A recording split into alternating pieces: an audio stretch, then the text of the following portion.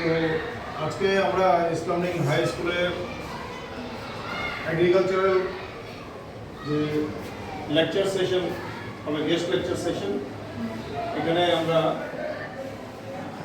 যে টপিকটা নিয়ে আমরা বোঝাবো বা বলবো সেটা হচ্ছে যে সলানেসিয়াস পরিবারের যে মানে ফসলগুলো আছে সেগুলো আমরা কীভাবে করতে পারি। তো সেই ক্ষেত্রে সলানেসিয়াস ফ্যামিলি বলতে আমরা বুঝি বা পরিবার মধ্যে বুঝি হলো যেমন টমেটো, ঠিক আছে, এটা আমরা অর্থনৈতিকভাবে আমাদের কিন্তু খুব উপকারী। টমেটোর চাষ যদি আমরা করি তাতে কী হয়, প্রায় প্রতি পরিবারেই টমেটোর প্রয়োজন, প্রতিটি খাবারের সঙ্গে টমেটো ব্যবহার করা হয়। টমেটো, মরিচ, আলু সেগুলো সলানেসিয়াস ফ্যামিলিতে পড়ে, তাই না, নাকি বলো? আর কিছু যেমন তামাকযুক্ত সেগুলো আমরা চাষ করি না। তো এইগুলোকে করতে গেলে কী হবে, আমাদের শুকনো মাটি নিতে হবে, মাটিটা ঝুরঝুরে মাটি নিতে হবে। তো ওই মাটিতে আমরা কি করি, প্রথমে মাটিটাকে আমরা তৈরি করি। মাটিটাকে কীভাবে তৈরি করি, আমরা 2-3 বার ওটাকে চাষ করে প্রথমে ওটাকে আগাছা মুক্ত করি।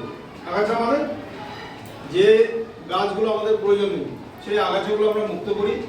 আমরা চাষ করে কি করি, 2-3 বার যখন চাষ করি কি করে নিচের মাটিটাকে উপরে দিই।